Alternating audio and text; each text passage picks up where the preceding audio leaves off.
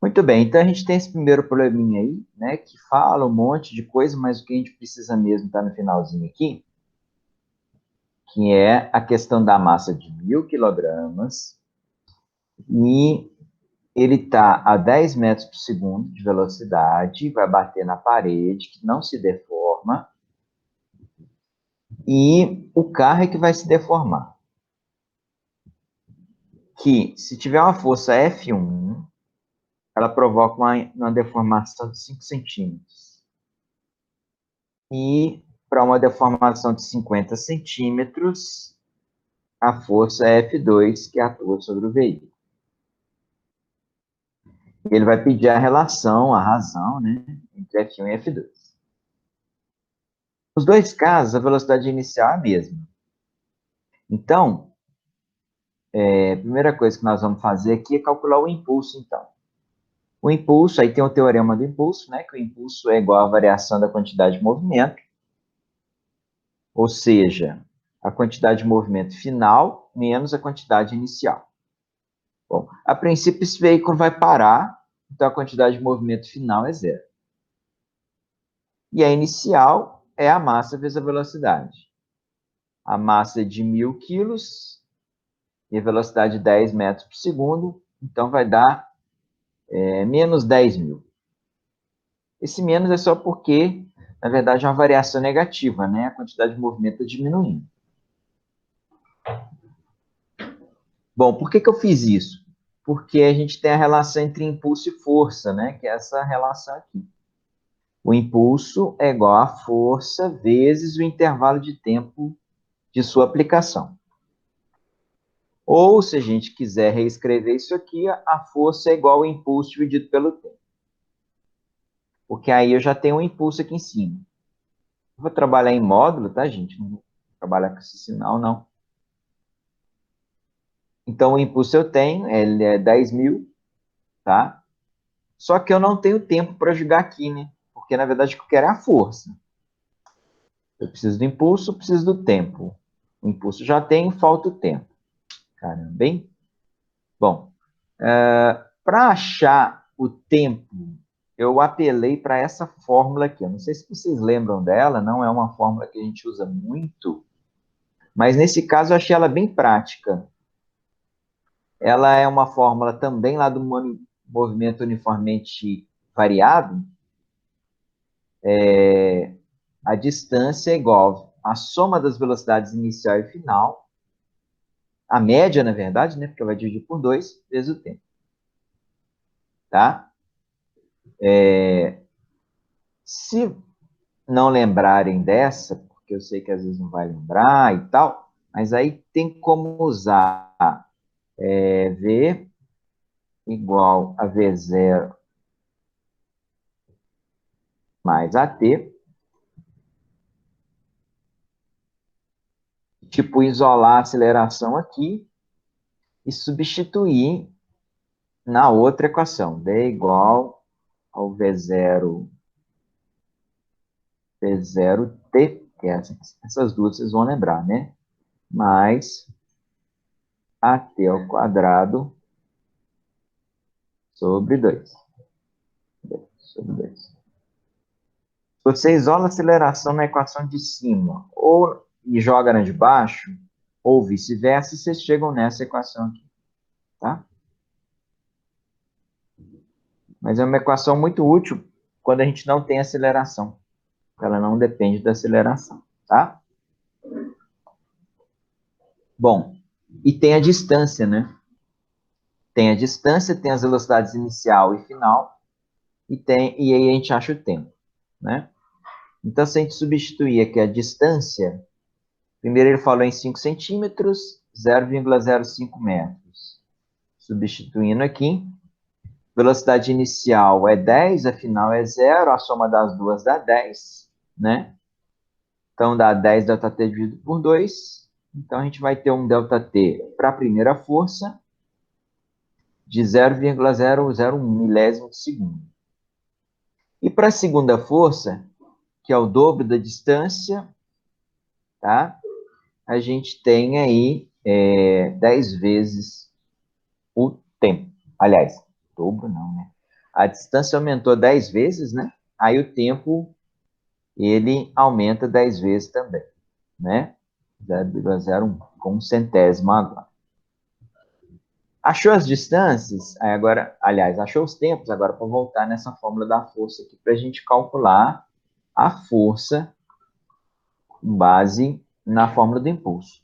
A força é impulso sobre tempo, o impulso nos dois casos é 10.000. No primeiro caso é 1 milésimo de tempo, que é 10 a menos 3, né? 10.000 é 10 a quarta. 10 a quarta dividido por 10 a menos 3 deu 10 a sétima. Potência de 10 facilita aí. E aqui é 10 a menos 2, né? 10 a quarta por 10 a menos 2 dá 10 a sexta.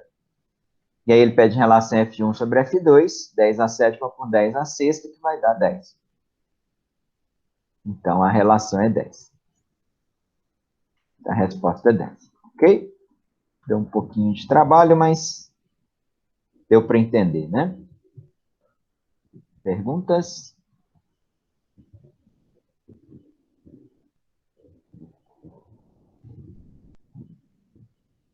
Tranquilo?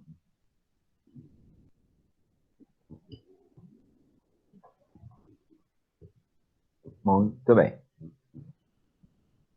Vamos lá no 2, que vai falar do LHC, né? Large Hadron Collider, né? Chamada de máquina do Big Bang. Foi criado para colisões, né? Grande colisão de hadrons, em português ficaria dessa forma o nome. Então, ele vai fazer as partículas colidirem, partículas subatômicas normalmente. Né? No caso aqui ele fala em prótons. Bom, e aí eu coloquei isso aí, mais porque eu falei para vocês verem o vídeo sobre colisões, né? E aí, com base nisso, dá para a gente chegar a algumas conclusões nessas afirmativas. A letra A, ele fala que as colisões podem ser elásticas ou inelásticas. Em ambos os casos, a energia cinética total se dissipa na colisão. Uma das diferenças de energia, a diferença mais marcante, né, da elástica para a inelástica, é porque a energia elástica, a energia se conserva. Ó, na colisão elástica, perdão, a energia mecânica se conserva. Consequentemente, a energia cinética também, né, que ela é uma energia mecânica, se conserva também. Então, por isso que não pode ser letra A, tá? Na letra B, ele fala em energia, reações químicas, né? No feixe, não tem nada a ver. São apenas prótons colidindo, tá? Não há reação química, tá? Não nada a ver isso. E a letra C, aí sim, né?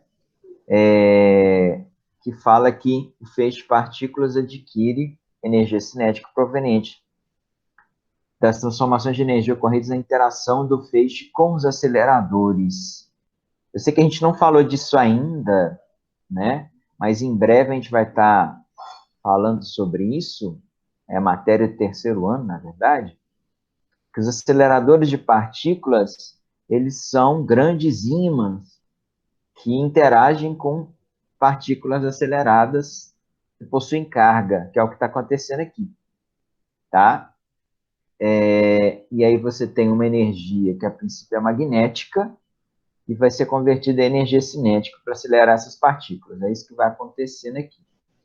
Dessas transformações de energia do feixe, que é das partículas, com os aceleradores, mais especificamente com os campos magnéticos dos aceleradores, que a gente vai estudar mais à frente, né? Ou esse ano ainda, ou no início do ano que vem, se Deus quiser.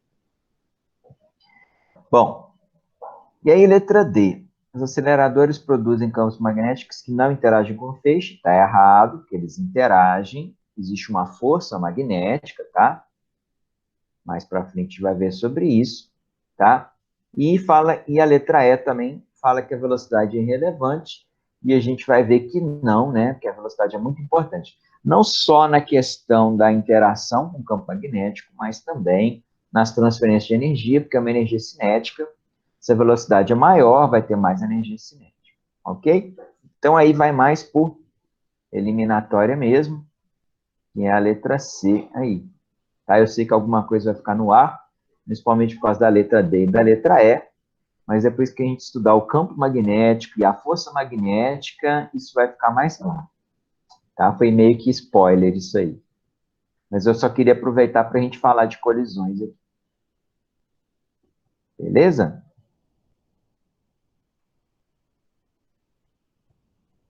Um pouquinho de lógica também. Muito bem, o número 3 agora é o famoso pêndulo de Newton, né? Aquelas bolinhas, todas iguais. Ele vai falar isso aqui, que as bolinhas são iguais. E todas bem alinhadinhas, com seus centros bem alinhados para funcionar, senão não dá certo não.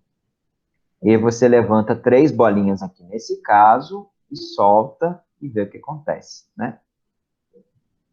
Bom, ele fala aqui, importante, que são colisões elásticas, olha, colidindo elasticamente com as outras duas esferas. Então, a colisão elástica, tá?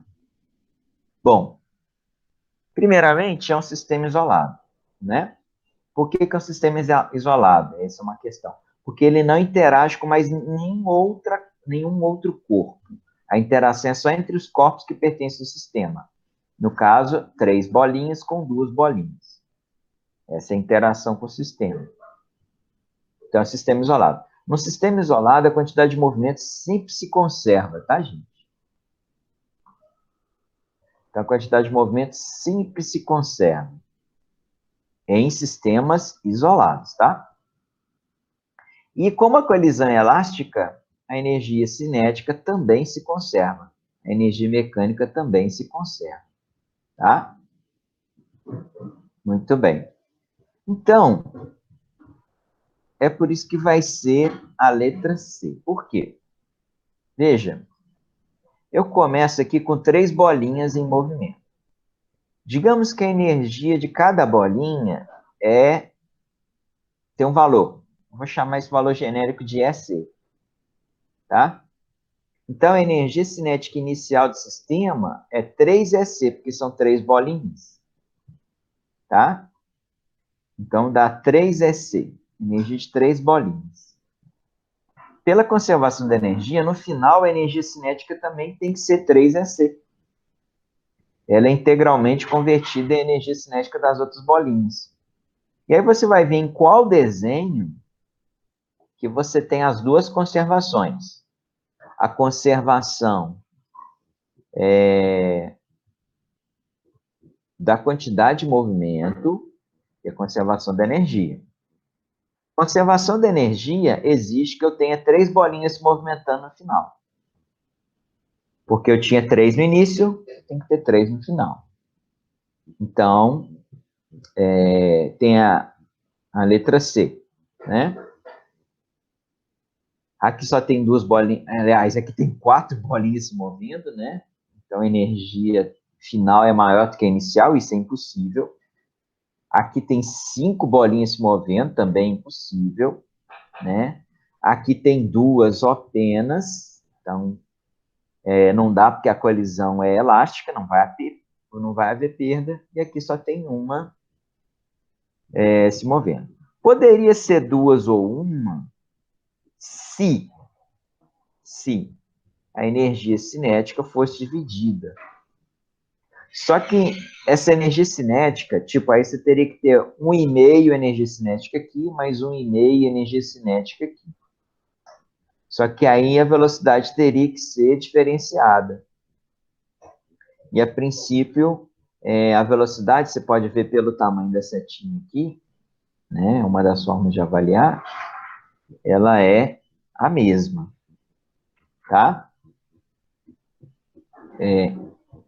E aqui também é a mesma ideia, né? Você teria que ter uma velocidade muito maior, uma inclinação muito maior do pêndulo, tá, gente? Porque a velocidade também, outra forma de se avaliar a velocidade é pela inclinação da corda, tá? Se tiver a mesma inclinação, tem a mesma velocidade. Se tiver uma inclinação maior, a velocidade maior. E, a princípio, elas estão todas com a mesma inclinação. Então, a princípio, é a mesma velocidade. Então, para ser a mesma velocidade, tem que ser a letra C. Tá? E, além disso, a conservação da quantidade de movimento. A quantidade de movimento era um vetor horizontal para a direita. Então, ele tem que ser horizontal para a direita aqui. Nesse caso aqui, ele daria zero, por exemplo, que um vetor ia cancelar com o outro. Aqui ele não ia dar zero, mas ele ia dar menor do que o original. Né? E aqui também, aqui até está igual, mas a princípio tem a limitação da energia que eu falei com vocês, né? Da velocidade. Então, por isso que a única que encaixa é a letra C, porque é a única que tem conservação visual da energia. Tá? Então, sempre que falar colisão elástica, você tem que saber. A energia se conserva e também a quantidade de movimento. As duas coisas, tá? Beleza. Número 4 agora. A gente tem aí o que o Newton usava, né? O Galileu usava. Que ele colocava rampas, a princípio com ângulos bem menores, tá, gente? Aqui parece que o ângulo é grande, mas ele usava ângulos máximos de 10 graus, tá? Para ficar mais fácil de medir, porque a aceleração é menor. Bom, então ele joga uma bolinha aqui, solta essa bola, e aí vai descer, e se o plano estiver inclinado, ele vai subir aqui e chegar na mesma altura pela conservação da energia. Essa é a ideia do experimento. Só que, aí ele vem e fala aqui, ó, se o ângulo de inclinação do plano da subida for reduzido a zero, tá? Reduzir a zero, então, na verdade, isso aqui vai deixar de ser uma subida, né? Vai virar um plano, né? Vai ser uma coisa reta, né? Bom, vou mostrar aqui nessa figura um pouquinho, relembrar, na verdade, que a gente já falou sobre isso, que você tem aqui no plano inclinado, você tem uma componente mg seno de θ, que faz o bloco acelerar para baixo, certo? Que é a componente tangencial do peso, mg seno de θ. E aí o que acontece? Quando você coloca na vertical, você tem um θ igual a 90 graus, e aí a aceleração é igual a mg. Ó, aliás, o peso é igual a mg, ou a aceleração é igual a g. À medida que você vai diminuindo a inclinação, que é o que está mostrando nessa figura aqui, a sua aceleração passa a ser g seno de θ. É porque a mg seno de θ é a força, dividido pela massa, g seno de θ. Acontece que, se você pega o θ igual a zero, que seria o plano horizontal, o A dá zero. Por quê? Porque seno de zero é zero. Seno de zero é zero. Então, na hora que chegar isso na horizontal aqui, ó, ele não vai ter aceleração contrária. Mas ele ganhou velocidade na descida, né? Como ele ganhou velocidade na descida, ele vai manter essa velocidade no plano, por inércia. Por inércia, se não tiver uma rampa para ele subir, ele vai manter essa velocidade que ele adquiriu indefinidamente. Então, por isso que a letra A manterá sua velocidade constante, pois o impulso resultante sobre ela será nulo. Quer dizer, não tem mais o impulso da força da gravidade aqui, né? O impulso negativo, no caso, né, que faz a velocidade diminuir, ele não existe aqui mais, porque isso aqui ficou plano. Então, por isso que ele manterá sua velocidade constante, tá? E lógico que não é a letra B, né? Porque na letra B fala que o impulso da descida continuará a empurrá-la. Nada a ver, né? Saiu da descida, não tem impulso dela a mais, né? Saiu da descida, a força de gravidade já perdeu a ação. Aí ele começa a andar em linha reta e manter a sua velocidade. Ok? Perguntas?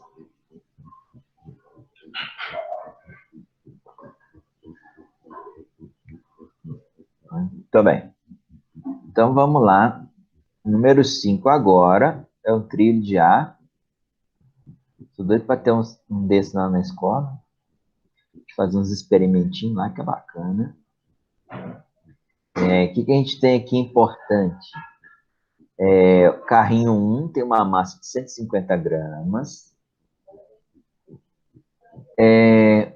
Não se sabe a massa do carrinho 2. Aliás, ele vai pedir para calcular, né? A massa do carrinho 2. Mas a gente sabe que você tem um movimento do carrinho 1 inicialmente e o carrinho 2 inicialmente parado. Aí esse carrinho 1 colide com o carrinho 2 e aí os dois seguem juntos, passando aqui pelos sensores, aqui, né? Bom, e aí a gente tem essas tabelinhas que permitem a gente ver como a posição varia em relação ao tempo, tanto para o carrinho 1 quanto para o carrinho 2. Então, e dá para a gente tirar a velocidade, né? Então, se a gente pega aqui, por exemplo, ó, o carrinho 1, no instante 0 ele está na posição 15. No instante 1 ele está na posição 30. Então, dá para tirar a velocidade aqui, ó. Velocidade é variação da distância, da posição em relação ao tempo, né? Então, ele é 30 para 15 em 1 segundo. Quer dizer que ele andou 15 centímetros por segundo, né? Ele andou 15 centímetros aqui em apenas 1 segundo. Então, essa é a velocidade inicial do carrinho 1, beleza? Tem que passar para a meta? A princípio, não, tá? E vocês vão ver que no final isso não vai fazer diferença. Aguardem. Bom, o carrinho 2, nesse 1 segundo, ele está parado, tá vendo? Ele está na posição 45, continua na posição 45, após 1 segundo. Então, a princípio, apenas o carrinho 1 está em movimento. Então, a quantidade de movimento inicial do sistema, que é a massa do carrinho 1, 150 gramas, não vou passar para quilogramas, vezes a velocidade, 15 centímetros por segundo. Também não vou passar para metro por segundo. Uma dica que vocês podem perceber que não precisa converter é que a resposta final está em gramas. Então, quer dizer que no final da história, vai converter. Vai ficar uma unidade grama vezes centímetro por segundo. Não tem problema não, dá nada não, tá? Beleza. No final, a gente vai ter os dois carrinhos se movendo. Com qual velocidade? Vamos ver aqui, ó. No instante 8, a posição era 75 dos dois, tá vendo? Ó? No instante 8, os dois estavam na posição 75, quer dizer que eles já estão se movendo juntos. E no instante 11, a posição era 90, dos dois também. Então dá para a gente calcular aqui, ó, 90 para 75, 11 para 8, 15 para 3, 5 centímetros por segundo. Então, a quantidade de movimento final vai ser a soma da quantidade de movimento do carrinho 1 mais a do carrinho 2. A do carrinho 1, MV1V, M1V, e do carrinho 2, M2V. Carrinho 1 tem massa 150, ele está com a velocidade de 5 agora, né, que é a velocidade final. O carrinho 2 tem uma massa M2, também vai estar com a velocidade de 5.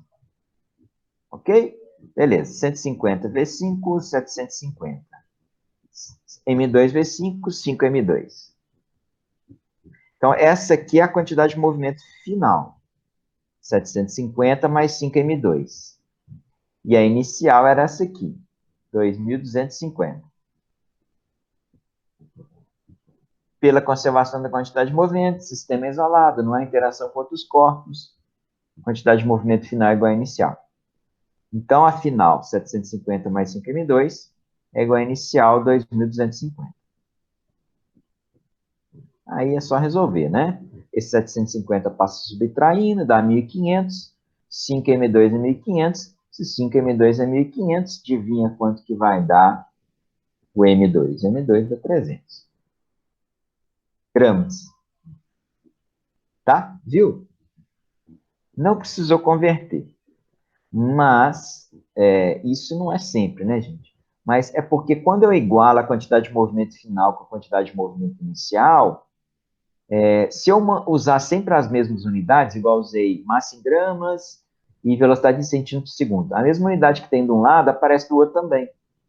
E aí não precisa converter. Mas se um tivesse numa unidade e o outro tivesse na outra unidade, aí teria que converter, tá? Mas, como foi a mesma unidade, deu 300, tá? Eu comecei a fazer, até convertendo, mas dava uns números muito enjoado, esquisito. Aí eu disse, não tem necessidade de converter, não. Vou fazer sem converter.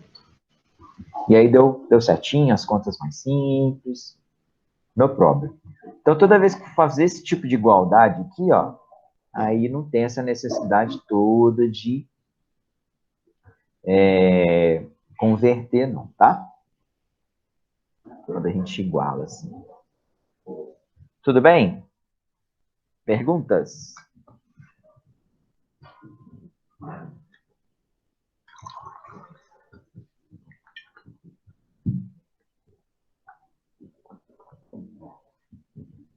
Joia. Vamos tocar o barco.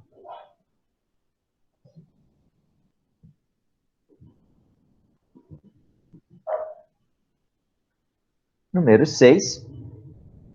Então, ele vai falar do uso do capacete e ele vai falar da queda de um tijolo de 2,5 kg. É um tijolão, né? Tijolo de bloco, né? Tijolo de bloco. Não é esses tijolinhos qualquer, não. Tijolão. E ele cai de uma altura de 5 metros. Esses 5 metros acho que não vai ser importante. E o impacto dura meio segundo. Você vai ter um impulso agindo durante meio segundo. O impulso, vocês devem ter escutado isso em algum lugar, ele é uma força normalmente grande agindo no tempo relativamente pequeno. Por isso que a gente calcula impulso, tá? Então vamos lá. E ele vai querer a força impulsiva média que ele vai querer para a gente. Vamos lá. Bom, força impulsiva vem de impulso, tá? Então vamos calcular o impulso. O impulso é a variação da quantidade de movimento, que é a quantidade de movimento final menos a quantidade de movimento inicial. Bom, aí a gente vai precisar calcular a velocidade, né? Esses 5 metros vai ser importante, tinha esquecido, para a gente calcular a velocidade. A gente considera, ele falou queda livre, né? Queda livre de um tijolo. Então, vou usar a equação da queda livre, equação do movimento retilíneo uniformemente variado, para calcular a velocidade com que esse tijolo cai na cabeça do sujeito, tá? Que é a velocidade final. Vou usar a equação de Torricelli para achar a velocidade final. A inicial, a princípio, é zero. Na hora que o tijolo começa a cair de 5 metros, a velocidade inicial é zero. 2 vezes 10, que é a gravidade, vezes 5, que é a altura, que a distância percorrida pelo tijolo vai ser 5 metros.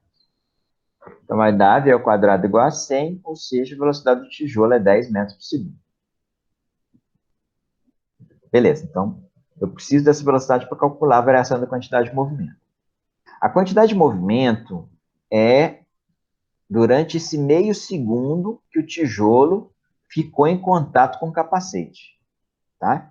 Então, desde o momento que o tijolo encosta no capacete até um instante que ele sai do capacete. A princípio, na hora que ele encosta, ele tem essa velocidade de 10 metros por segundo. Na hora que ele sai do capacete, a princípio a velocidade é zero. Porque, tipo, ele bate, para no capacete, né? Depois ele cai, tá? Então, o impulso, que é a variação da quantidade de movimento, é a quantidade de movimento final, que é zero, porque ele parou em cima do capacete, menos a inicial. A inicial é massa vezes velocidade. A massa é 2,5 e a velocidade é 10. Então, é onde vai dar menos 25 metros por segundo. Quilogramas, metros por segundo. Esse menos também só indica para a gente que houve uma força no sentido contrário do movimento. Só isso, tá? E aí eu vou tirar a força daqui, né? O impulso é igual a força vezes o tempo. O impulso em módulo é 25. Eu quero achar a força, o tempo durante meio segundo. Então, eu tenho uma força de 50 newtons. Essa é a força que eu tenho que calcular. Só que olha só como é que ele fez a pergunta, né? A força impulsiva média gerada por esse impacto equivale ao peso de quantos tijolos iguais? Ao peso de quantos tijolos iguais?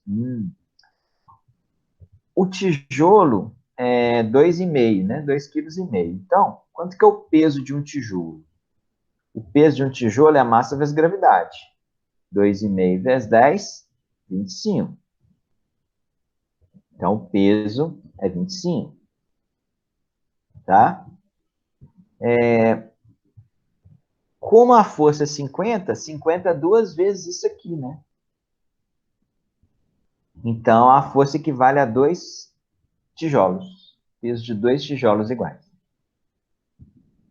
Ok? Por isso que a resposta é letra A, 2. Tá? Pode também, Luana. Para achar essa velocidade de 10, né? Pode fazer também. Vai chegar exatamente na mesma coisa, tá? Eu achei mais fácil fazer para o Torricelli, porque ele falou em queda livre. Já é uma coisa mais direta, mas pode fazer pela energia potencial, sim. Tá? Energia potencial ia ser mgh, né? A massa 2,5, G é 10, 25, vezes a altura de 5, 125. Né? Beleza. Depois joga na energia cinética. Tranquilo, também sai.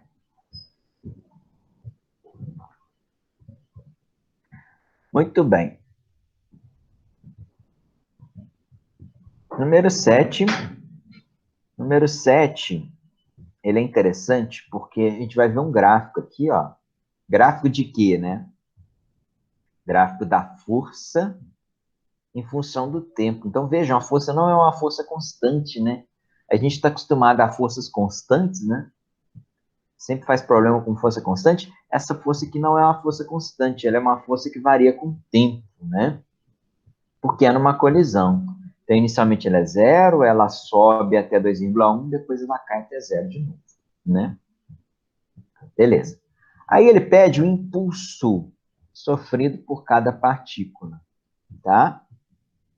Cada uma dessas partículas aí, M1 e M2, né? M1 tem 25 gramas, M2 tem 200 gramas. Vão sofrer uma colisão. Beleza. Como é que eu acho isso?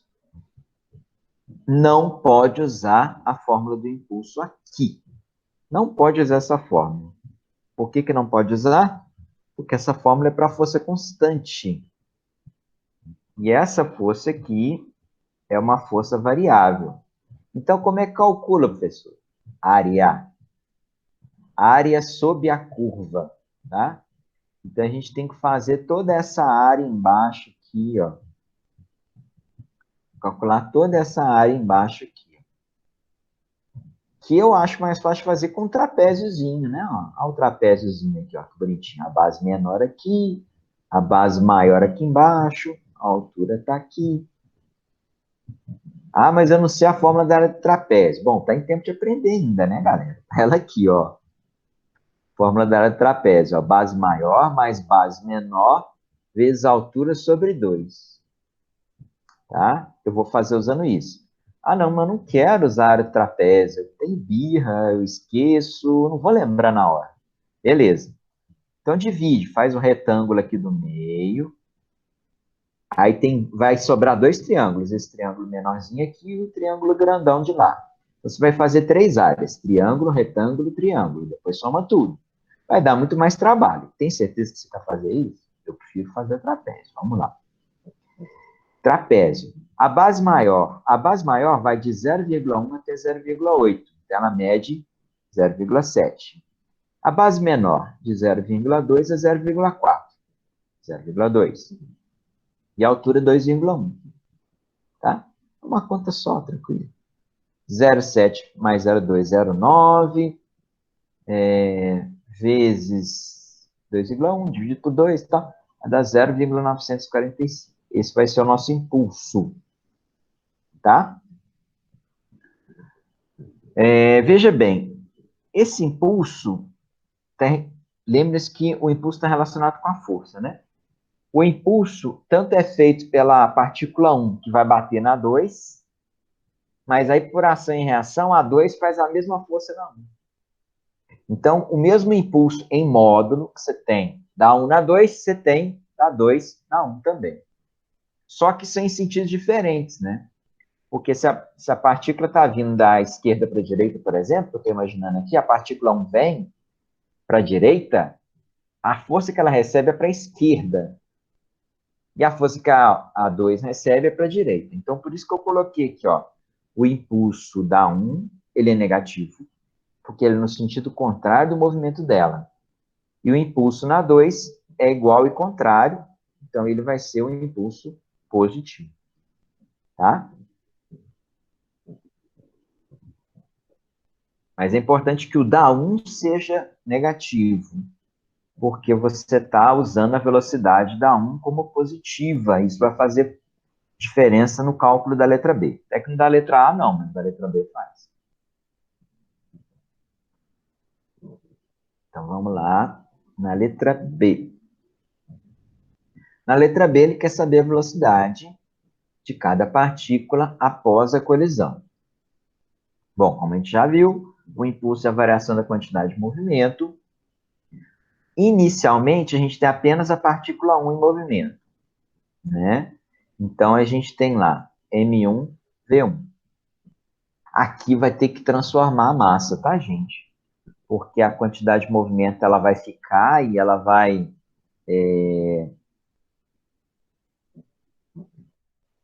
calcular a velocidade lá no final, em metro por segundo, então eu converti, tá? Aqui eu não vou fazer aquela igualdade que a gente fez no anterior. Então, eu transformei a massa para quilograma, ela estava em grama. É só acrescentar vezes 10 a menos 3, né? Ou dividir por 1.000. Vezes 100, que era a velocidade inicial. 100 metros por segundo. É um detalhe aqui que o 100 virou 10 ao quadrado. 10 ao quadrado com 10 menos 3 dá 10 a menos 1. Por isso que vai dar 25 vezes 10 menos 1, ou 2,5. Beleza.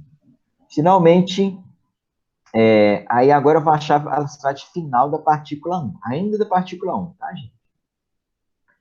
Eu sei que o impulso sobre ela é menos 0,945 e sei que o impulso é a quantidade de movimento final menos a inicial.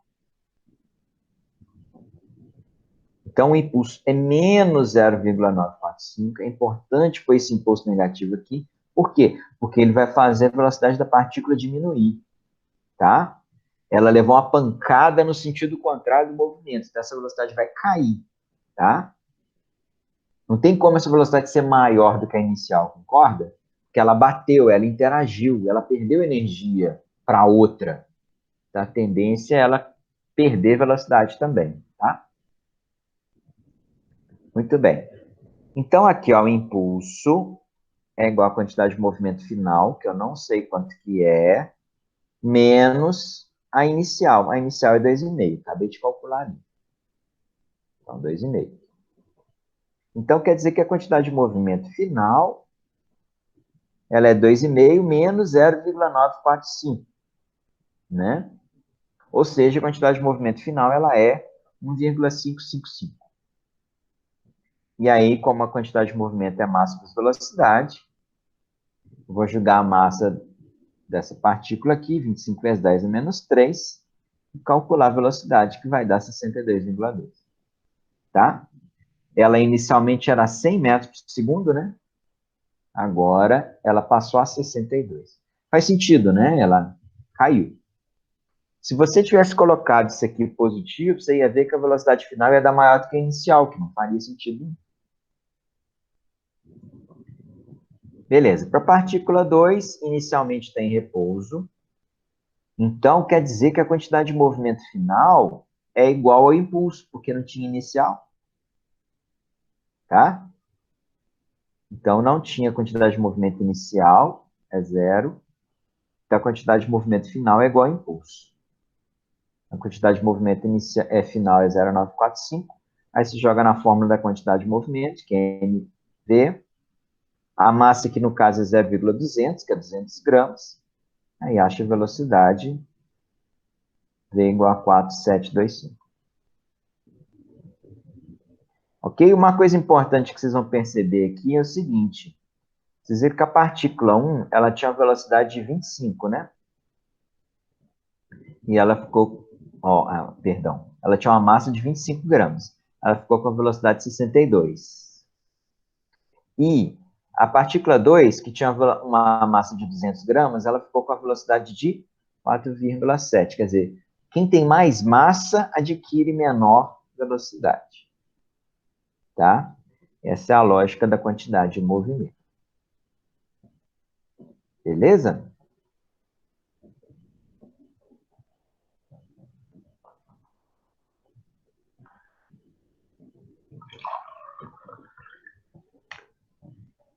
Muito bem, vamos lá na 8, que é a última que a gente tem que fazer conta. Número 8, alguém lembrou do Homem-Aranha aí? A aranha radioativa. A massa da aranha é 3 gramas. E aí, ela estava lá na sala dela, na sala dos meninos, de boa. Aí alguém pegou um chiclete para fazer maldade, jogou o chiclete na aranha. E acertou. Impressionante, é bom de mira, né? E aí, esse chiclete ele foi atirado com velocidade de 20 metros por segundo. E chicletão, hein? 20 metros por segundo dá 72 quilômetros por hora. Violento esse chiclete, hein? Muito bem.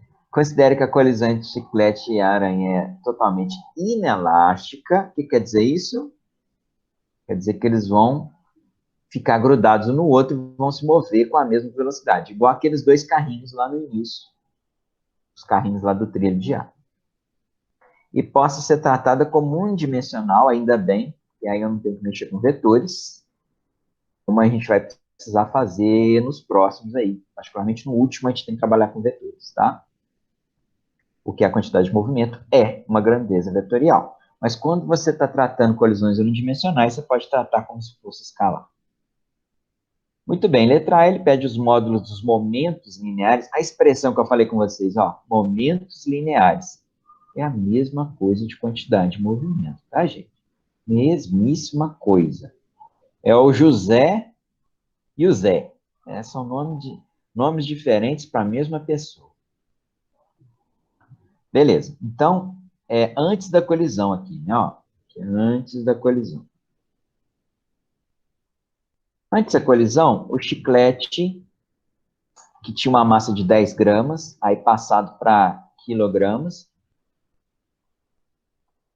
10 vezes 10 é menos 3, com a velocidade de 20, então vezes 20, aqui vai dar 200 vezes 10 é menos 3, ou 20 vezes 10 é menos 2, ou 0,2.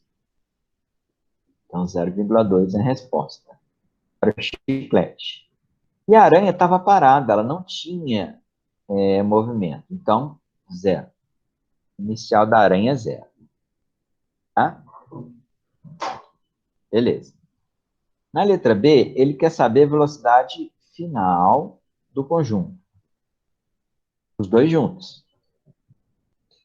É um sistema isolado, a princípio a aranha e o chiclete estão interagindo só um com o outro, não estão interagindo com mais ninguém, tá? Então a gente aplica a conservação da quantidade de movimento ou momento linear, que é a mesma coisa. Então a quantidade de movimento final é igual à inicial. A inicial era 0,2 de um mais 0 do outro. Então 0,2. Essa vai ser a final também. Bom, eles vão se mover com a mesma velocidade, a quantidade de movimento é 0,2. E aí é a soma das massas, né? Tá os dois se movendo junto. A gente tem a massa da aranha mais a massa do chiclete. Aqui eu até coloquei ao contrário aqui. Ó. Aqui o chiclete. Aqui o chiclete e aqui a aranha. A ordem que eu coloquei aqui embaixo. A massa do chiclete é 10 vezes 10 menos 3, da aranha é 3 vezes 10 menos 3. A velocidade é a mesma dos dois, por isso que ficou em evidência, tá, gente? Poderia ter colocado separado, MC vezes V mais MA vezes V. Mas aqui, só para facilitar. Então, aí a velocidade vai dar 0,2. Aí essa massa aqui, 10 mais 3 vai dar 13. Passo dividindo, onde a gente tem essa velocidade de 15,4 metros por segundo. Ok? Típico problema de quantidade de movimento. Não tem muita variação, não.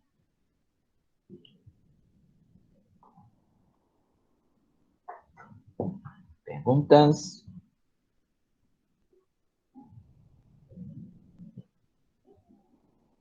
Beleza. Então, vamos dar uma voltinha lá em São Paulo, né? As questõezinhas da USP. Achei muito interessante, todas duas, porque envolve química também, né? É uma prova em que eles não fazem distinção. O que é uma matéria, o que é a outra. Se é a prova de ciência da natureza, eles misturam tudo, tá? É para ver se a pessoa realmente sabe. Bom, ele deu uma colisão aqui, né? Colisão física, mas é entre moléculas durante uma reação química, né? Então, você tem o flúor, né? Reagindo aqui, né? Eu nem sei o nome dos trem aqui. Aí é trabalho para o JC. E ele dá também aqui sei lá, isso é molécula orgânica, né? Então, não lembro o nome disso, não. E mais um cloro aqui no finalzinho, tá? Bom, e ele deu as massas atômicas. Ninguém é obrigado a saber a massa atômica de corpo. Hidrogênio é 1, carbono é 12, flúor é 19, cloro é 35. Aí ele fala uma coisa importante aqui no texto, que é o seguinte, ó. Os corpos pontuais são representados como esferas com diâmetros proporcionais à massa atômica. Ou seja, corpos que têm massa atômica vão ser representados como massa atômica maior, bolinha maior. Tá? Então, quer dizer, eu até fiz uma coisa aqui, para vocês entenderem bem, o hidrogênio é a menor massa atômica, então vai ser uma bolinha muito pequena. O carbono é a segunda, então é pequeno, não é muito não, mas é pequeno. O flúor é o terceiro, ele é uma bolinha média, e o cloro é uma bolinha grande. Tá? Que aí pelo desenho lá vocês identificam o que é um, o que é outro, o que é outro. Beleza? Então olha como é que está a nossa reação. A nossa reação é flúor, então uma bolinha média, mais 3 hidrogênio, então 3 bolinhas muito pequena, carbono, bola pequena, e cloro, bola grande.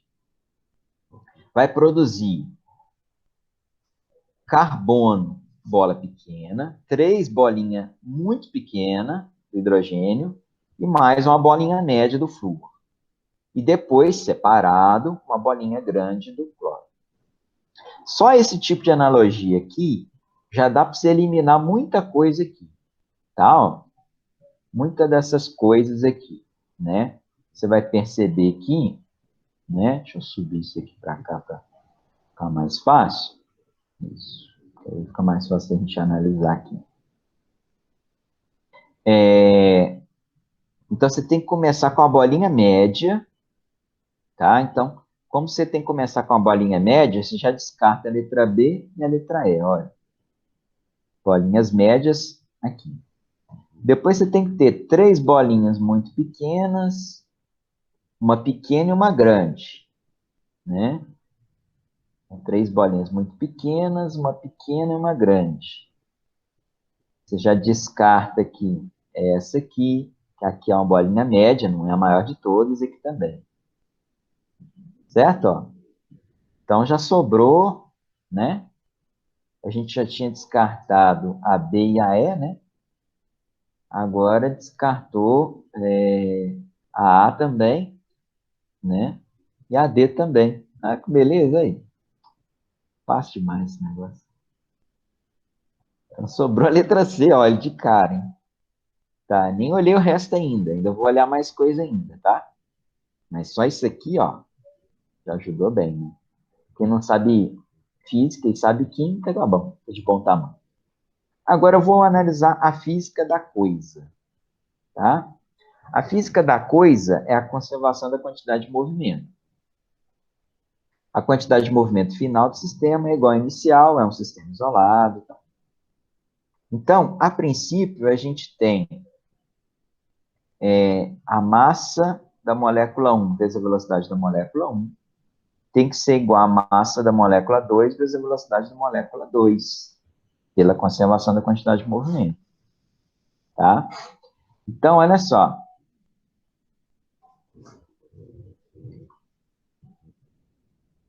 Aqui, tá vendo que você tem a bola pequena ou média? Essa aqui, ó, que é a média. Você tem uma bola média com a velocidade grande, né? Uma bola, mas ela é menor, né? Uma bola pequena com velocidade grande. Pela conservação da quantidade de movimento, se a bola grande está com velocidade, ela tem que ter velocidade pequena, menor do que essa. Se a bola aumentou, a massa aumentou. Se a massa aumentou, a velocidade diminuiu. Tá? É o contrário, né? É inversamente proporcional, né? Porque, olha, a massa vezes velocidade igual a massa vezes velocidade.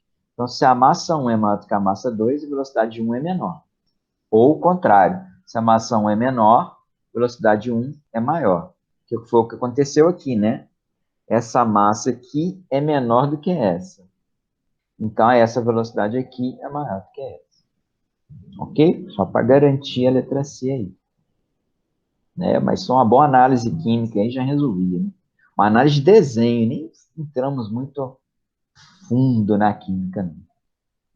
Tudo bem?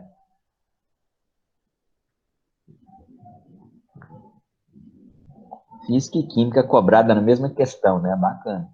Pessoal criativo. Essa tem que ir para o JC. Passar para o JC essa questão.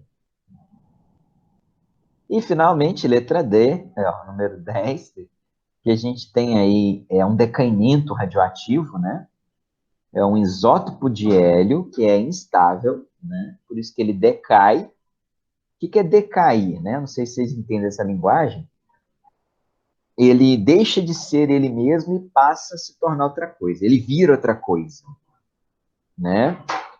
Ele deixa de ser hélio e se transforma, no caso, em um elétron e um isótopo de lítio, tá? Ele emite um elétron e se transforma num lítio, lítio 6, né? Que é mais estável. É assim que nasce a radiação, né? Bom, então está até mostrando aqui a reação. Ó, a gente tem o hélio 6, 2, decaindo em lítio 3, 6. O número de cima é a massa, o número de baixo é o número atômico, o número de prótons, né, gente? Mais um elétron e mais um neutrino. Ou antineutrino, na verdade, né? Antineutrino. Os neutrinos são partículas fantasmas, né? Elas praticamente não interagem com a matéria, é difícil de detectá-las.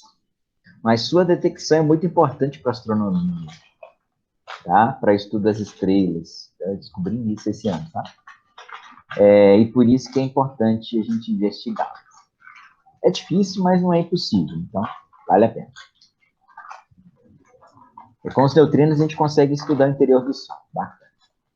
Bom, um antineutrino é um neutrino a princípio com carga zero, né? Antimatéria, matéria com carga oposta. No caso, neutrino não tem carga, né? Bom, e aí ele vai mostrar aqui aonde o vetor, né?